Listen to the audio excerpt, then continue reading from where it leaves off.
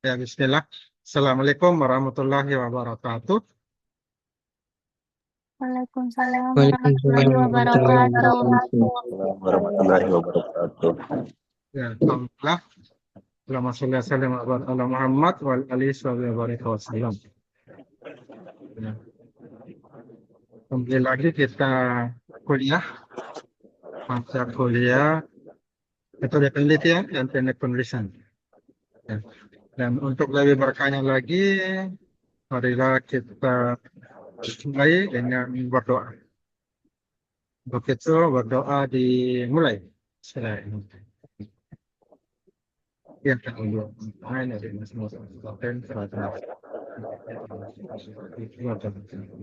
Amin ya rabbal alamin. Kuliah metode penelitian. Dalam materi mata kuliah ini ada dua link ini. Ada link pertama absen dan materi ada juga. Ada dua link.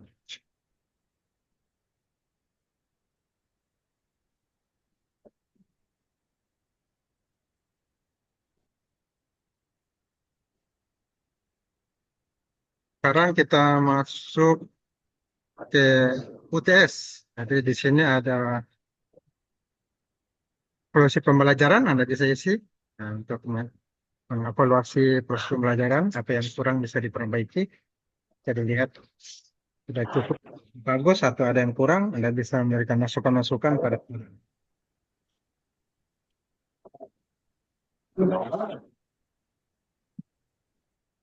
ya. Ada materi dan tugas. Nah, ini tempat belajar ya. Di 1 sampai 13. Untuk ujian ada ini ya, folder ujian. BTS, Anda klik ujian tengah semester. Kelihatannya. Nah, sini ada soalnya. Yang mengisi profil mahasiswa, nama NPL, nah, kemudian Anda isi soalnya. Dari nomor 1 sampai nomor 7. Ya, itu harus nomor 7.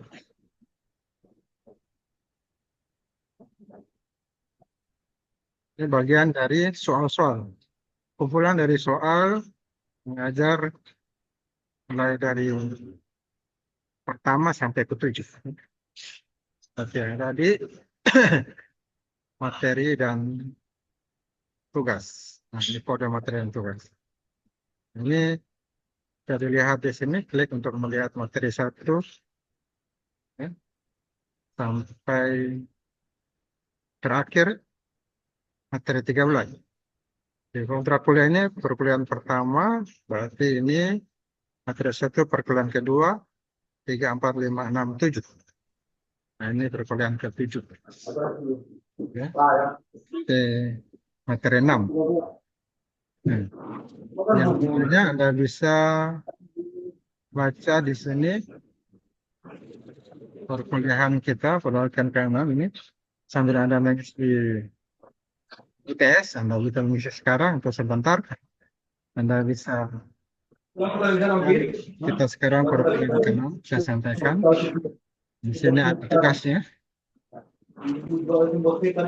Setiap materi silakan dikerjakan tugasnya supaya dapat nilai.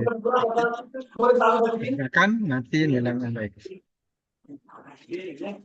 Punya ada profil mahasiswa, Anda isi, lalu Anda jawab apa saja dalam penulisan proposal penelitian ya. Untuk skripsi itu bab 1 itu apa saja ya, satu.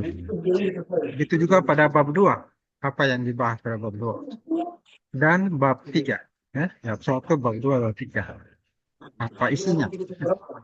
Kemudian tujuan penelitian Anda, apa tujuan dalam meneliti yang Anda susun ya, sebagai proposal, sebagai tugas kan? Tugas mahasiswa menyusun proposal skripsi. Bab 1 sampai bab 3. Jadi bab 1 itu rumusan masalah dan tujuan penelitian. Nah, apa yang Anda? Kemudian untuk pengembangan karakter, apa yang bisa Anda ambil? Karakter bisa Anda keluarkan, bisa Anda ambil hikmah, pelajaran di Nabi Nuh alaihissalam. Ini soalnya dan jawabannya bisa dilihat pada materi ya. Di sini ada materi, data penulisan.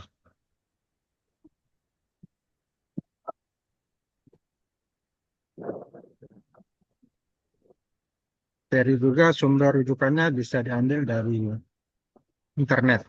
Kalau sekolah banyak pembahasan materi-materi kegiatan yang kita bahas. Maksud penyusunan proposal skripsi. Jadi pembahasan karya ilmiah ya. Untuk penulisan karya ilmiah ada 3 bagian. Bagian awal, ya, bagian isi, bagian akhir. Bagian awal ini pendahuluan, membahas latar belakang apa alasan analitik. Kemudian bagian isi, nah, itu membahas masalah apa yang dianalisis. Dan terakhir bagian akhir ya pelengkapnya. Bagian awal ada bagian isi dan bagian akhir. Nah, bagian awal itu terdiri dari ada halaman judulnya, ada kata pengantar. Nah, kalau sudah selesai analisanya, isinya bisa buat abstrak.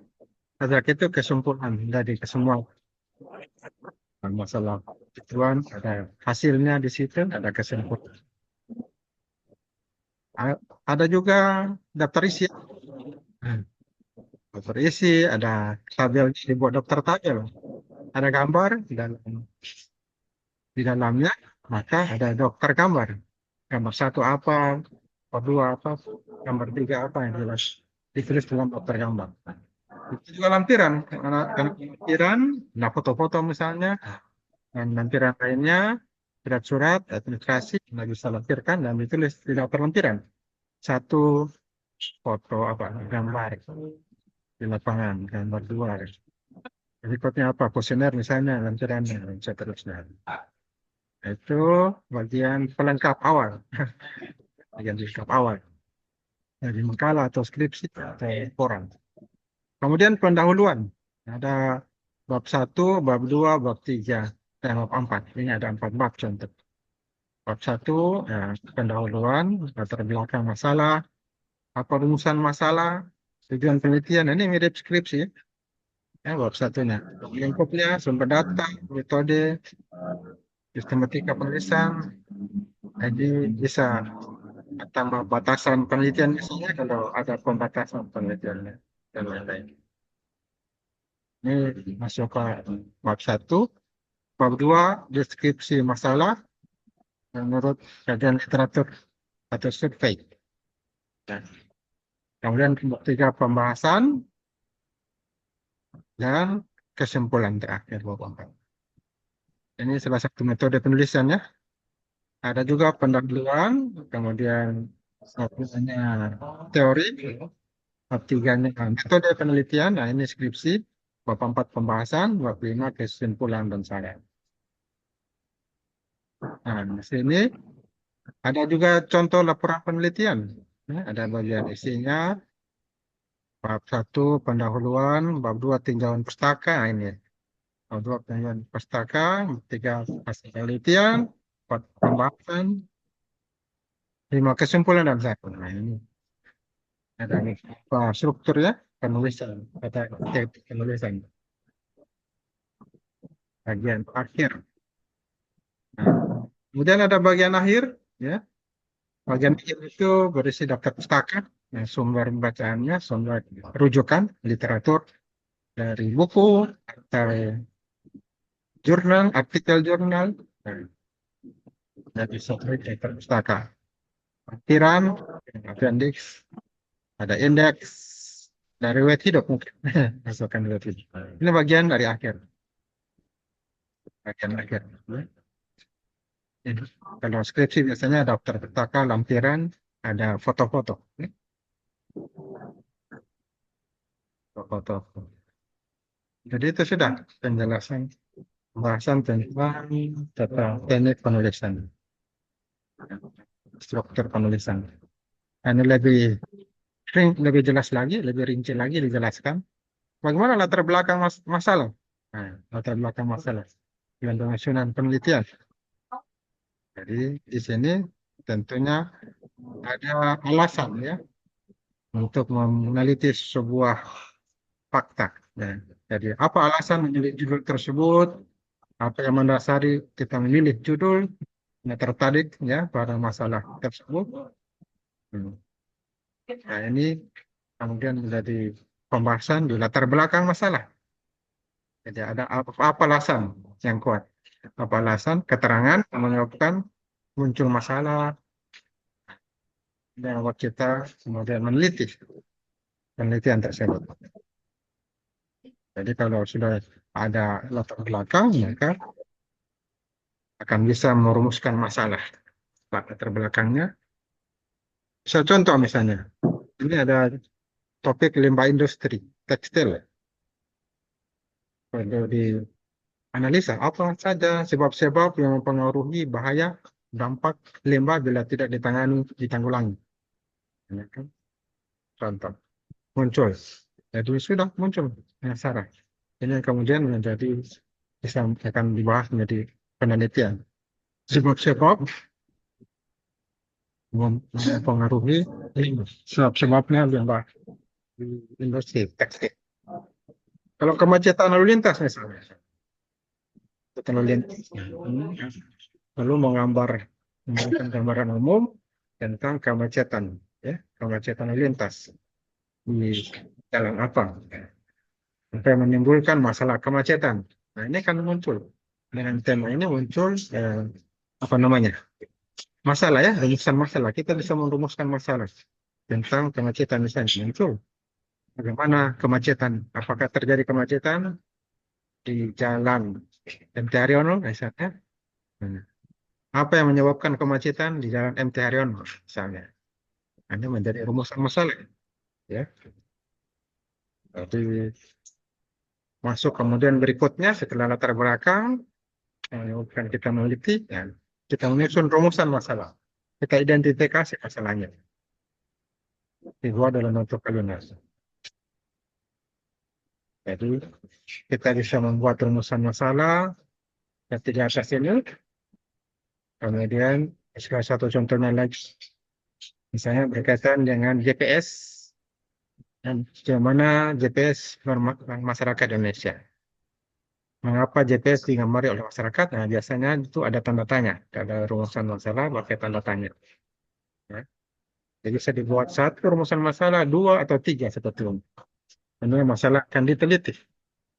Ya, muncul tujuan penelitiannya dari masalah ini. Jadi berikutnya ya, mengambil data lalu dianalisis. Ya. Datanya dalam bentuk apa? Data primer atau sekunder? Kalau data primer itu apa? Sudah ditahu? Toh? Data primer dan sekunder. Nah, data primer itu data yang diambil langsung di lapangan ya. Foto-foto kan, data langsung diukur, nah itu data primer. Kalau sekunder diambil di kantor-kantor. Nah, diambil sumber yang rujukan yang sudah ada literatur seperti KER, jurnal, ya. Data-data yang ada di kantor, dinas kementerian. Kemudian jenis karangannya, nah, apakah buku? Oh, kita cuma baca buku. Definisi teori yang kita teliti misalnya, ya, apa manfaatnya kita baca dari buku misalnya. Jadi ini kita mendapatkan data misalnya dari buku, berarti dia bentuknya datanya itu sekunder ya, tidak ada. Primer itu, kalau kita ambil data lapangan itu primer. Kemudian masih rumusan masalah berupa pertanyaan ya. Rumusan masalah ini ada apa yang akan kita cari solusinya, itu masalahnya apa. Dibuat pertanyaan. ya. Misalnya apa, mengapa, sejauh mana, bagaimana. Nah, bisa di contoh skripsi ya, biasanya itu langsung ada pertanyaan. Kemudian berikutnya ini kita membahas rumusan masalah dalam bentuk pertanyaan.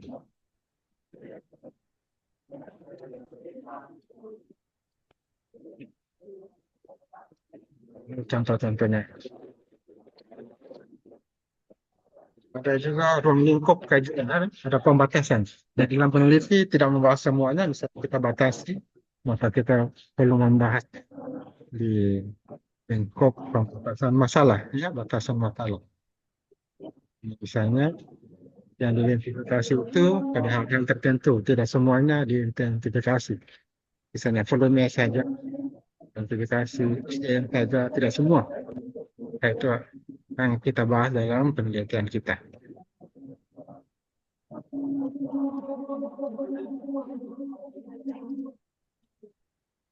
Jadi ruang lingkup ini membahas rumusan masalah, dari rumusan masalah muncul tujuan penelitian. Ya. Nah, kalau rumusan masalahnya dua, maka tujuan penelitiannya dua. Jadi tujuan penelitian itu menjawab rumusan masalah. Hari ini kita membahas bab satu skripsi, ya. Proposal skripsi bab satunya ada latar belakang masalah, ya, penyusunan rumusan masalah dan tujuan penulisan. Nah, ini jadi tujuan penulisan setelah rumusan masalah. Ini menjawab dari rumusan masalah. Jadi tujuan penulisan. Dalam penelitian, kita mengambil data, ada dasar hipotesis, bisa kita uji benar atau salah. Ya. Misalnya ini ada hipotesis, misalnya benda dalam zat cair mendapat kayak tekan ke atas. Sebanyak zat cair yang dipindahkan oleh benda tersebut. Ini dicoba, dia teliti apakah betul atau salah. Jadi ada hipotesa. Ada juga penelitian tidak menggunakan hipotesa, langsung peneliti. Ada hipotesis. Kalau ini pembahasannya, contoh ada hipotesa. Seterusnya, materinya bisa dibaca-baca ya. Sumber data, Anda bisa ambil data langsung di lapangan, ada juga di kantor-kantor ya, primer dan sekunder. Metode penelitiannya ada beberapa metode, Anda bisa baca-baca, historis, deskriptif, dan lain-lain. Sistematika penyajian, nah ini teorinya sudah ada ya. Bab 2, pinjaman pustaka, bab 3, dan seterusnya sampai ke kesimpulan dan saran. Untuk bagian pelengkap awal, nah ini ucapan syukur, misalnya ada kata ya. Nah, abstrak, kalau sudah selesai sama penelitiannya, ada daftar isi, ini pembahasannya. Contoh-contohnya, daftar tabel, contoh, dan sebagainya. Pustaka ini bagian akhir ya, pustaka akhir. Ya, jadi demikian kuliah kita. Diharapkan Anda sudah bisa mengisi eh, tugas ya, tugas bisa. Kali ini belum ada materi karakter ya. Di sebelahnya ada materi karakter ya, dari penelitian.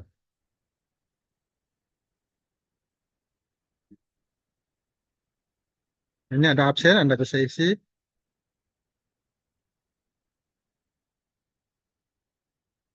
Dari 6, ini terlanjur 2. Link saya buat.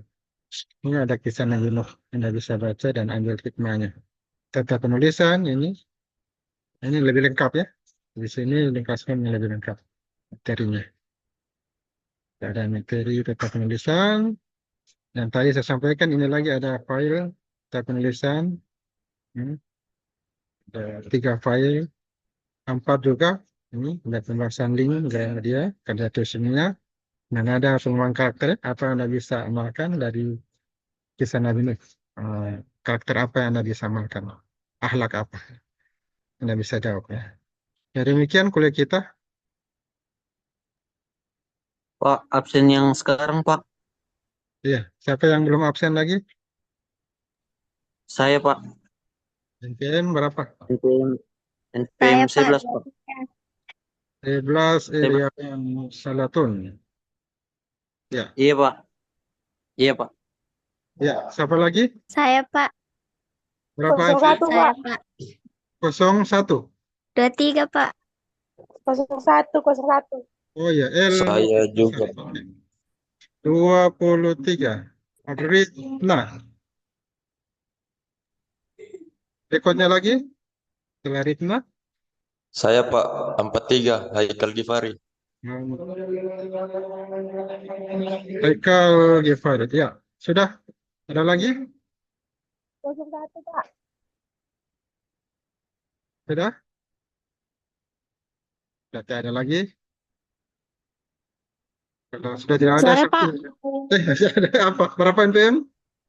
13, Pak. 13 Nurul Aziza. Ya. Ya, sudah habis? Ya. Kalau sudah kita cukupkan sampai sini, sudah azan. Ya, untuk pekan depan online offline. Iya, Pak. Iya Pak. Tugasnya bisa presentasi dan kita masih menyusun proposal skripsi. Nah, tadi saudara tahapannya Anda bisa kerjakan penyusunan skripsi bab 1. Ya. Jadi saya akhiri mengucapkan alhamdulillah alamin. Nuhun wal qalim ya masrun. Nasrul minallah wa fathun qarib wa basyiril mu'minin. Wabillahi taufiq wal hidayah. Assalamualaikum warahmatullahi wabarakatuh. Waalaikumsalam warahmatullahi Waalaikumsalam warahmatullahi wabarakatuh.